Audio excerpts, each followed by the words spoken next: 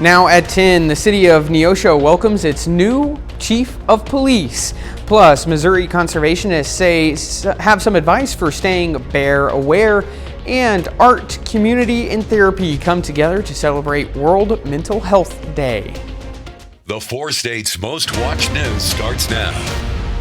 Neosho welcomes a new top cop to the city. This is KOAM News at 10. I'm Anthony Saviello.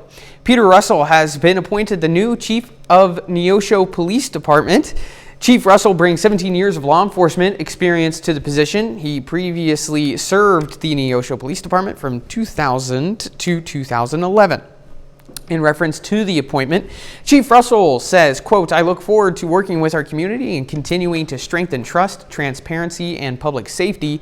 He adds, "I look forward to meeting with our citizens, stakeholders, and our council members, ensuring that Neosho policing remains Neosho." Chief Russell's first day on the job was Wednesday of this week. Let's go ahead and check in with our favorite meteorologist, Lindsay Gaffney. Well, we're going to see some clouds tonight. Overall, that's really all we've got going on. Temperature dropping down into the low 60s, so that's well above average for this time of year. Normally, we should be in the low 50s, so we're going to see that pretty consistently for the weekend. Now, you can already see some clouds already starting to push into the area. Those are going to continue to just expand throughout the night after midnight, mostly starting with pretty cloudy skies as we head into Saturday morning, 2 a.m., 4 a.m. and even to about 6 a.m. We'll be starting with nearly overcast skies for a lot of us. Now, today we hit about 78 degrees. That's nearly 5 degrees above average. Tomorrow we'll be up to 82 for the high. So we're getting pretty warm. We're going to see some warmer temperatures continue into next week, but I'm going to have all those details coming up. Lindsay, thanks.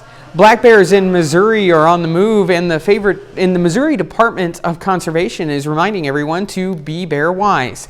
The state's black bear population is growing at a rate of about 9% a year, with an estimated 8,000 bears now calling Missouri home. This time of year, bears are in a feeding frenzy, consuming up to 30,000 calories a day as they prepare for winter, mainly searching for acorns, roots, insects, and anything else they can find, which can lead them into neighborhoods, campsites, or hiking areas. Camping or hiking and you encounter a bear, you should try to leave the bear an escape route. That's one thing you need to do, because you got to remember that bear doesn't want to be around you any more than you probably want to be around it. Don't be afraid to try to scare it away. The department urges residents to keep trash secure, remove pet food outdoors, and give bears plenty of space if you spot one. World Mental Health Day brought a creative twist to Joplin as the Spiva Center for the Arts turned art making into a space for healing and reflection. Visitors spent time painting, drawing, and making bracelets, using creativity as a way to relax, unwind, and connect with others. Organizers say the event was a reminder that art can be a powerful tool for emotional wellness and self-care. Art and mental health go hand in hand. Our world is very visual, and it can be overwhelming, and a great way to get out stress and focus on yourself is to get yourself in a flow state of creativity. So if that's for some people, that's something they do every single day, and they deeply understand how important that is to their daily life. But some people don't do art ever. They don't make art ever, and so we want to give them the opportunity to come in and try it and see what it can do for them. Organizers say moments like these are a reminder that mental health isn't just about one day. It's about finding small ways to create, connect, and care for yourself. Joplin takes on Neosho on the Tigers' home turf. It's our game of the week. The highlights coming up in Friday Night Football. But up first, some students in southeast Kansas prove visual impairment is no hurdle to them rising higher. Blind and low vision students put their climbing skills to the test at the Green Bush Education Services Girard campus. With the help of the Greensbush staff, K through 12 students from across southeast Kansas worked together to tackle a ropes course with a series of obstacles. The event celebrates White Cane Day, which is next Wednesday, October 15th. That's kind of what it's all about, is teamwork and camaraderie and working together and trusting the people around you. For them specifically, they've had to learn to navigate the world in a very unique way. And like I mentioned a little bit ago, there's not often many kids in maybe their home school that have to navigate in that same way. Greenbush continues to provide services for special education students through a combination of educational programs and physical activity. Their mission is to prepare students as well as possible for successful adult lives. Well, the Precious Moments family is coming home to Carthage. The 2025 Precious Moments family reunion is taking place at the Precious Moments Chapel. The 4-day celebration is filled with faith, friendship, and unforgettable memories, including VIP artist signings, creative workshops, live music, and special merchandise exclusive to the event. Guests can join hands-on classes like doll making, scrapbook frames, and custom hat patch designs, each led by Precious Moments artists. Faith was why Precious Moments exists in the first place.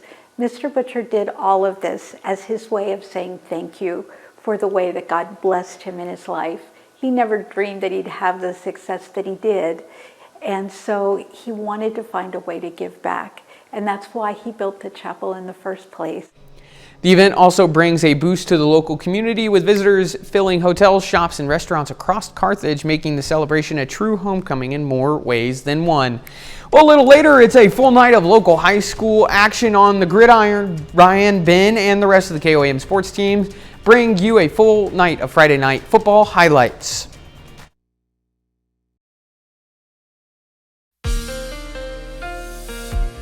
We had some rain earlier, kept us cool for this Friday, but the rest of the evening is actually going to be above average. Let's go ahead and take a look outside downtown Joplin from the Cornell Arts and Entertainment Complex. We do have some slightly warmer temperatures tonight. Now, we're still getting down into the 60s, but it is going to be a couple of degrees warmer than it has been these last couple of nights. We're going to hit just about 62 tonight. Now, Thursday, we got up to about 79. Today, 77. Now, that's because we had a lot of clouds. We had some rain chances, but that changes as we head through the weekend. 83 on Saturday, 86 on Sunday, and a lot more sunshine returns Saturday night into Sunday as well. Now, we're still getting those mild nights, but well above average, nearly 10 to even 12 degrees warmer than we should be this time of year. Now, we don't have a lot going on, a few clouds moving into the area. Those clouds are going to continue for the night as temperatures cool down. It actually keeps us warmer to have overcast skies at night. It traps the heat. So that's what we're going to see tonight. A lot more clouds moving in after midnight tonight, and we're going to get nearly mostly cloudy skies 2 to 4 a.m., even all the way until 6 a.m. Again, that keeps us a few degrees warmer. Clouds do start to break up as we head later into the day. We're going to have a nice afternoon Saturday, sunny Sunday. Our next chance of rain isn't until Monday. So here we are, 5 a.m. Get some isolated shower chances there, stemming from a cold front draped from a low pressure system up in Canada. Now, the cold front itself breaks apart, but we're left with some remnants of storms there in the afternoon. Now looking at about 5 to 6 p.m. later in the day. Now, we end up having a pretty decent day on Tuesday, a nice day on Wednesday, some warmer temperatures. You can see how our high pressure system sets up. And a pretty good day on Thursday as well. More clouds roll in Thursday night into Friday. Could see some isolated shower chances from a very far northerly low pressure system, so we might not have a high chance there. But Saturday and into Sunday, we have another shortwave trough right here. It is a very messy upper level system because we have a lot of this seasons changing. Our jet stream is changing as well, trying to lift a little further north, but we still get these little lows in there. So this one on Saturday and into Sunday actually will be bringing our temperatures down quite a bit, down to the mid 70s on Sunday, those rain chances, and then low 70s on Monday. We warm right back up by Tuesday with our more likely chance to see a frost and more consistent temperatures later into the week and into next weekend or the following weekend. We're looking around 23rd to the 26th of October. Going to get chilly. Yep. All right, thanks, Lindsay. Well, we are out of here and turning over the studio to the KOAM sports teams. Friday night football action straight ahead.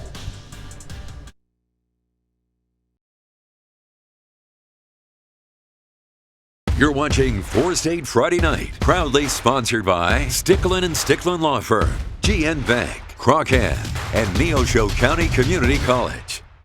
Welcome into Week 7 of the 4 States Friday Night here on KOAM. I'm Sports Director Ryan Blank. We're over halfway through this Four States Friday night season, and the action is heating up, but so are we with a loaded show tonight, as each week becomes more and more crucial as we hit the home stretch for postseason football. Let's open the show with our game of the week in Neosho as the Wildcats host Joplin. Eagles have won each of the last 7 matchups against Neosho.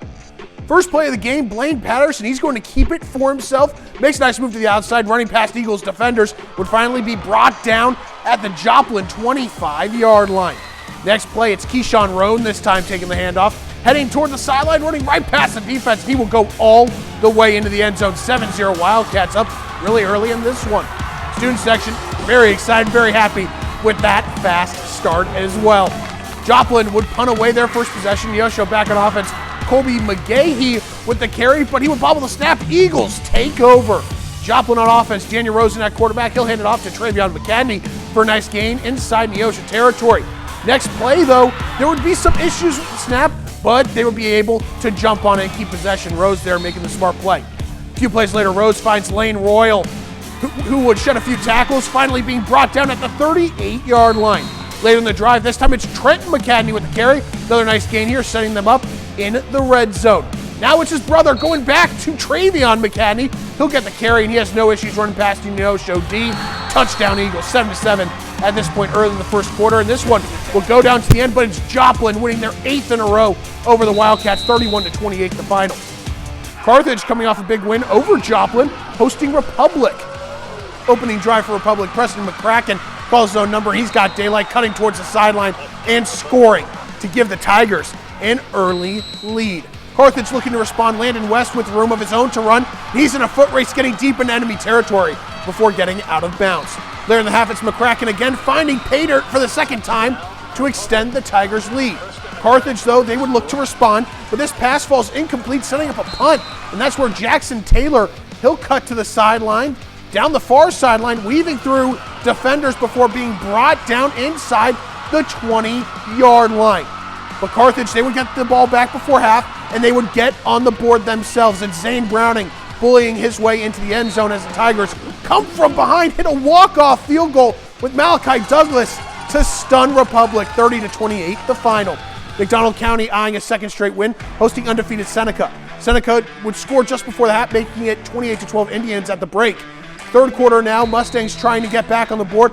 Ryder Martin looking for a receiver, decides to keep it. Nice carry here, heading to the sideline. He'd be run out of bounds, but then a late hit would tack on 15 more yards. A few plays later, Martin would keep it for himself again, having no issues making it past the Seneca defense, and he'll get in for pay dirt, scoring on the play.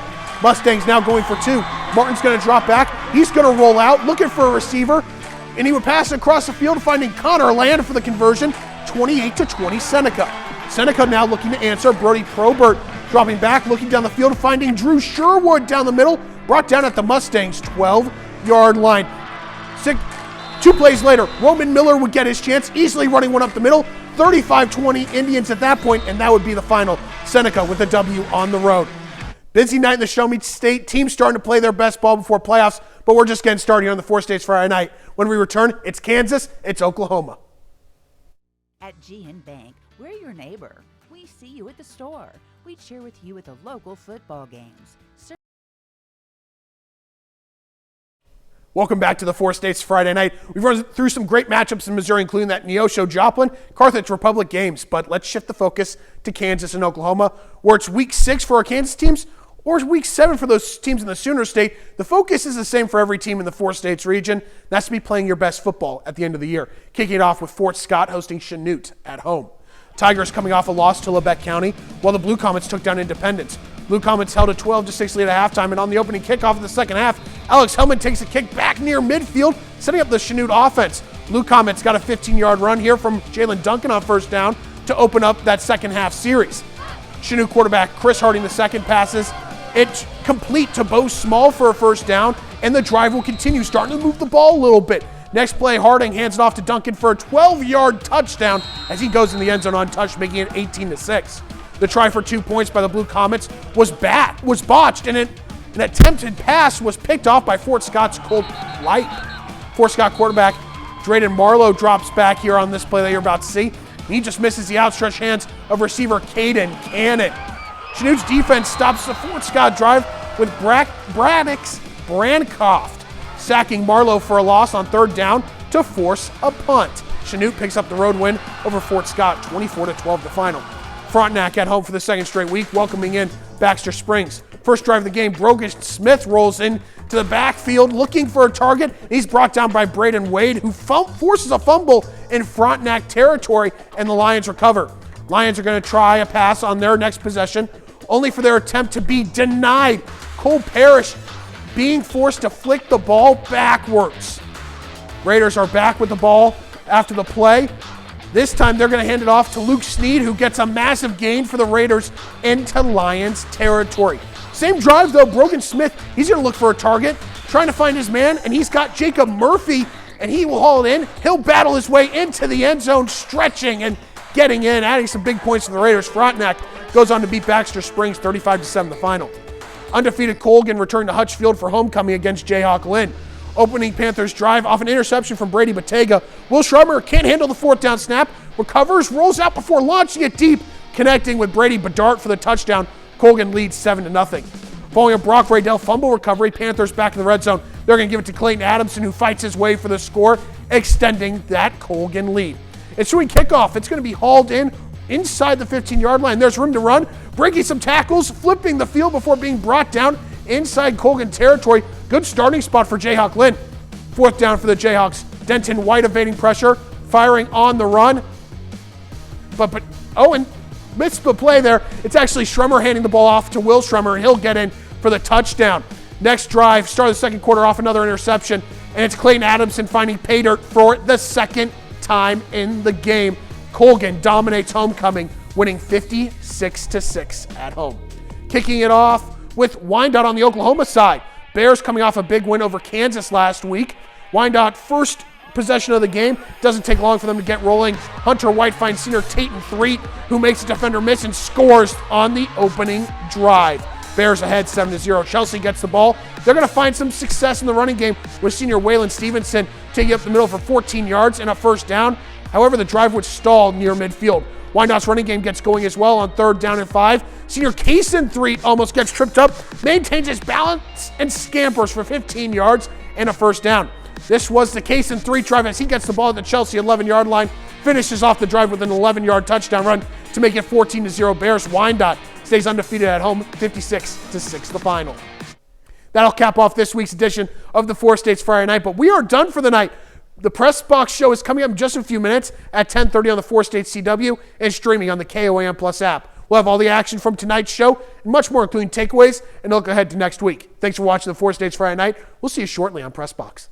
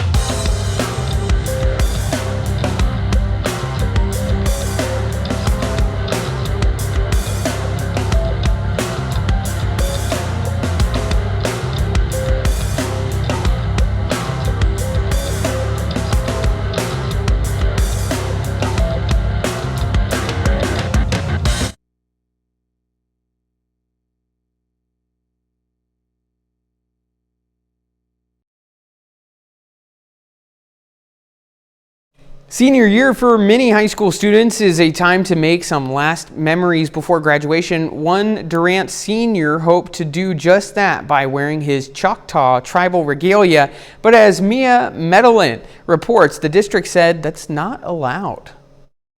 Holly, thank you for giving me the opportunity to speak. In a packed room Monday, Jordan Davenport stood in front of the Durant School Board with hopes he would be allowed to wear his tribal regalia in his senior yearbook photo. In July, he took his senior photo, one in a tux and one in his cap and gown, where he chose to wear a handmade beaded collar. But come September, There's a screenshot on a teacher's phone, and it was circled my collar. They said, "Who allowed you to wear this?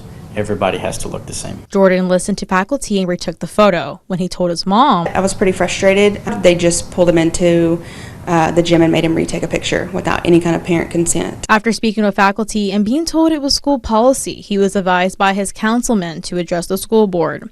Afterward, the board commended him. And I think you presented yourself very well. And of course, I assure you that you can wear full regalia at the graduation. Durant allows tribal regalia at graduation. As for in senior yearbook photos, to be fair and consistent to all students, the school chose many years ago for students to wear only the cap and gown for the yearbook picture that was provided by the district, and that's what the policy addresses. Jordan and his family are still awaiting what the final say will be, but the school board did say this does open up the discussion to adjust the current policy. And we certainly are proud of our Choctaw heritage here in Durant. So yeah, I think if there could be an exception made, I think we need to look into it, sure. Yesterday, Durant Public Schools announced Jordan would be allowed to wear his tribal regalia in his yearbook photo. It says the move reflects the district's belief in the importance of honoring each student's heritage. You were talking earlier, I mean, Halloween's coming up. It's going to start cooling down. We still just got to push through it a little bit more. I am ready for the cooler temperatures. I mean, you can see we're still well above average, even with a cooler day like today. Now, the weekend, we're going to be in the 80s. We're bouncing around in the 70s to 80s for the next 2 weeks. We really won't see some significantly cooler temperatures or even significantly average temperatures until mid-20s. Mid-20s? Of October. Like 22nd, 23rd is what she's trying to Yes. say. Don't worry, you'll get there. All right, thanks everyone for watching. Have a great night.